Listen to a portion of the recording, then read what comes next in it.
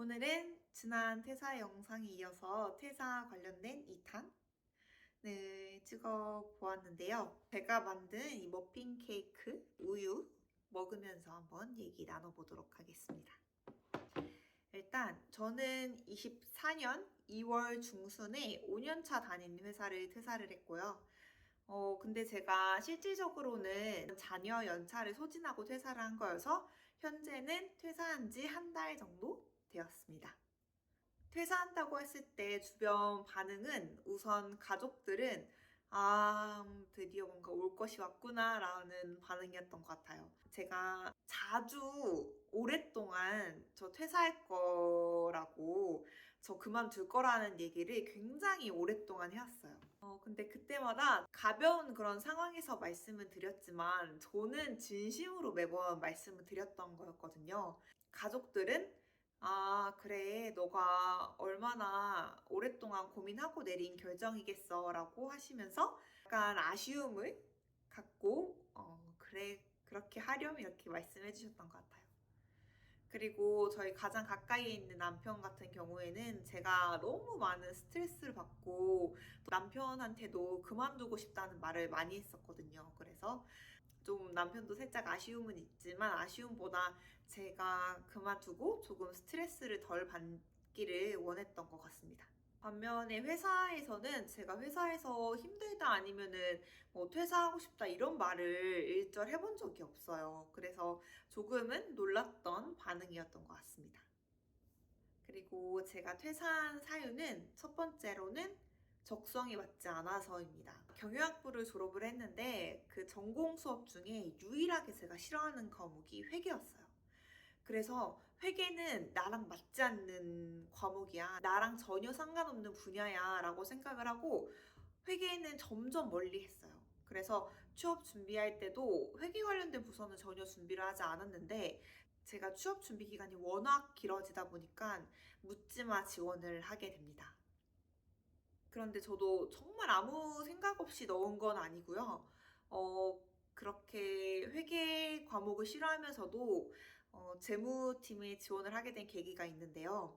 제가 취업 준비 기간 동안 아르바이트를 한 적이 있어요. 속옷 포장 단기 아르바이트를 한 적이 있는데 거기서 같이 일하던 20대 초반 어려 보이는 친구가 있었는데 그 친구가 단순하게 이 포장 아르바이트잖아요.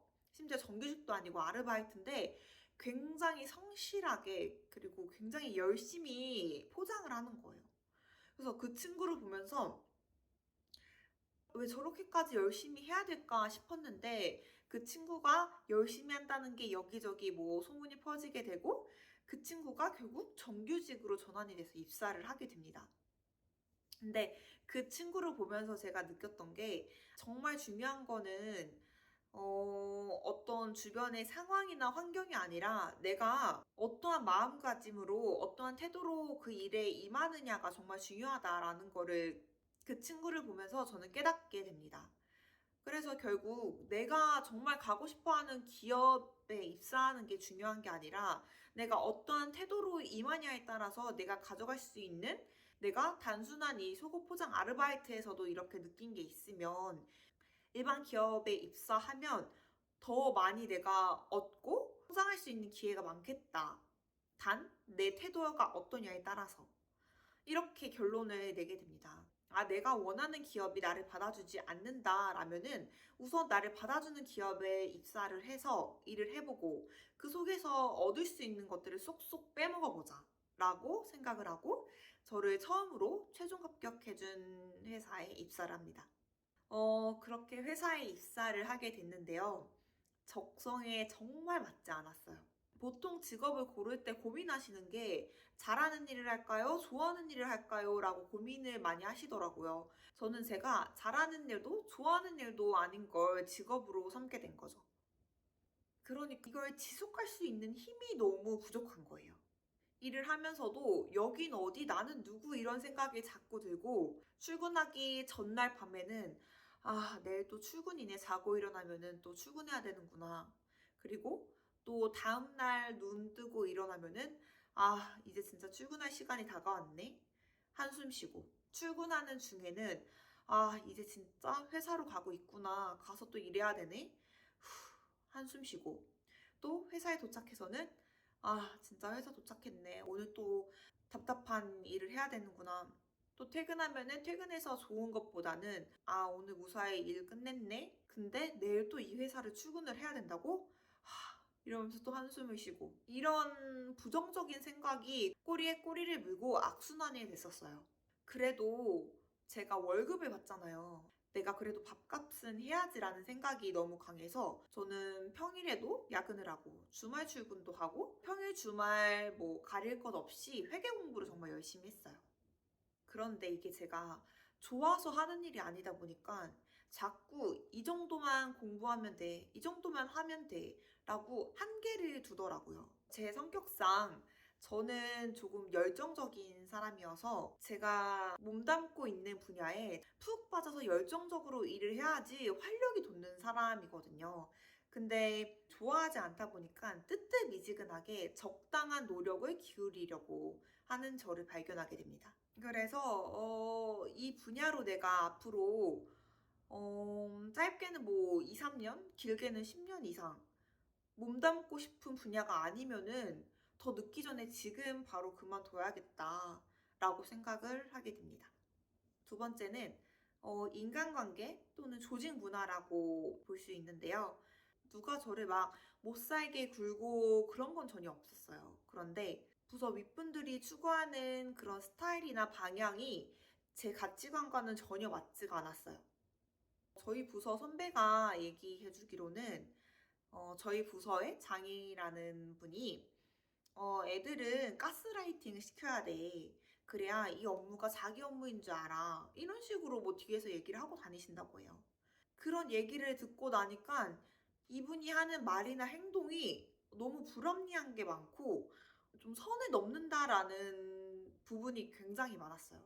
그래서 제가 입사를 한 이후로 그분 때문에 한 5명 넘게 퇴사자가 발생을 했거든요. 또 윗분들은 저희가 정시 퇴근을 하면 정시 퇴근도 아니에요. 정규 퇴근 시간보다 한 보통 다 40분 정도 늦게 퇴근을 하거든요. 그때 퇴근을 하려고 하면은 쟤네 왜 일찍 가냐? 일이 없냐?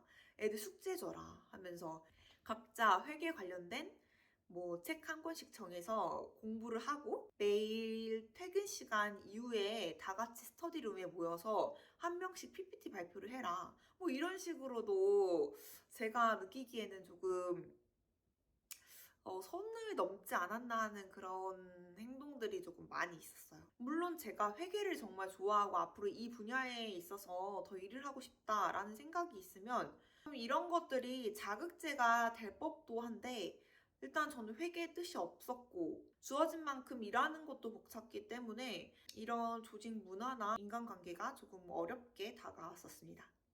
그리고 세 번째로는 새롭게 도전하고 싶은 분야가 있어서인데요.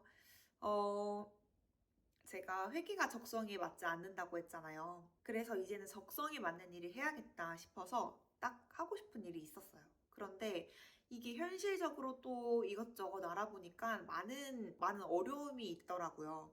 그래서 조금 더 알아가는 단계로 보고 차근차근 준비를 해보려고 합니다. 저는 퇴사하겠다고 마음먹기까지 굉장히 불안했어요. 지금까지 살면서 항상 어느 집단에 소속이 되어 있었잖아요. 그런데 이 소속이 이제 없어진다고 생각을 하니까 너무 불안하고 무서운 거예요.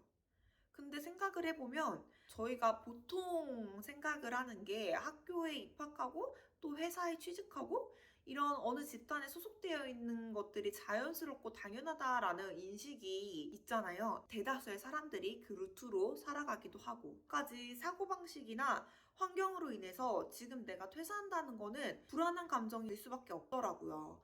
그러니까 이 불안감이 드는 거는 너무 당연한 일이에요. 내 주변을 둘러봐도 지금까지 뭔가 교육받기로는 학교를 무사히 잘 졸업을 해서 기업에 취직하는 게 우리 인생의 빠른 루트다라고 간접적으로 얘기를 들으면서 살아왔기 때문에 지금 제가 퇴사를 한다는 게 불안감이 들 수밖에 없는 게 너무 당연하더라고요. 그래서 저는 제가 느끼는 이 불안감이나 두려움 이런 것들은 정말 지극히 자연스러운 일이다라고 제 감정을 그냥 있는 그대로 수용하기로 했습니다.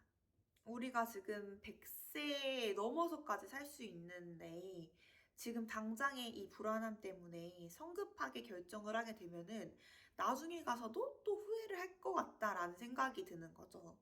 그래서 지금으로서는 잠시 멈춰서 내가 잘할 수 있는 일, 그리고 내가 좋아하는 일을 찾아보고 그것들에 조금 집중하려는 시간을 가져보려고 합니다. 퇴사를 하게 된 결정적인 계기라고는 딱 꼬집어서 말을 할 수가 없는데 차곡차곡 쌓여 있었어요.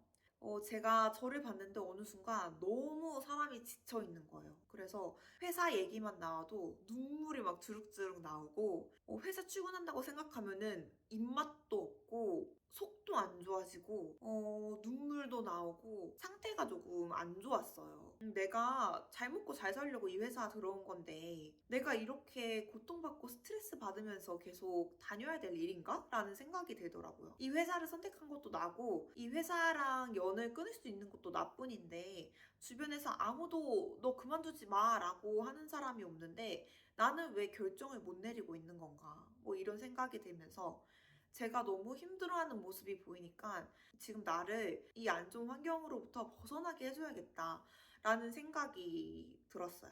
제가 MBTI가 F인데 회사에 가서는 정말 감정을 쫙 빼고 영혼이 없는 사람처럼 일을 했어요. 내가 감정이 들어가면 나는 누구 여긴 어디? 이런 생각이 드니까 일에 집중을 할 수가 없는 거예요.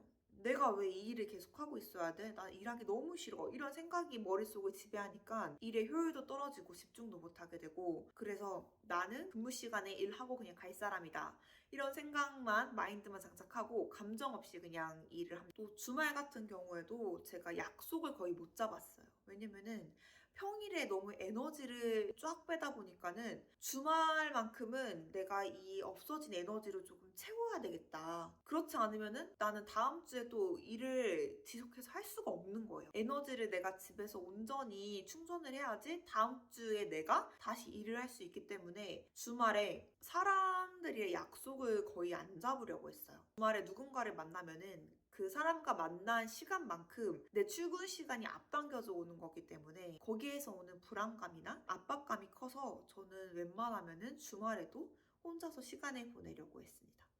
회사를 후회하지 않냐라고 물어보시면은 지금 기준으로는 후회가 전혀 되지 않습니다. 물론 매달 꼬박꼬박 들어오는 월급은 너무 아쉽긴 하죠. 근데 저는 아마 더 회사에서 근무를 했었더라면 몸과 마음이 더 크게 많이 망가졌을 것 같더라고요. 퇴사는 전혀 후회가 되지 않습니다. 당장은 제가 성급한 판단이나 성급한 결정을 내리기보다는 조금 더 쉬면서 어떤 일을 내가 정말 잘할 수 있을까? 저는 오랫동안 나이 먹고도 계속 일을 하고 싶거든요. 열정을 다해서 일할 수 있는 분야는 어떤 게 있을까라고 찾아보려고 하는 중입니다. 사실 퇴사 같은 경우에는 개인마다 상황도 다르고 개인별 성향도 다르다 보니까 어떤 게 정답이다, 뭐 어떤 게 옳다 단정 지을 수는 없는 것 같아요. 각자 처한 상황에서 각자가 최선이라고 생각하는 결정을 내릴 뿐입니다. 당장은 조급하게 생각하지 않고 앞으로 오랫동안 내가 잘할 수 있는 일이 무엇일까? 나의 강점을 살려서 할 수 있는 일이 무엇일까? 고민을 많이 하고 새로운 분야에 도전하려고 합니다.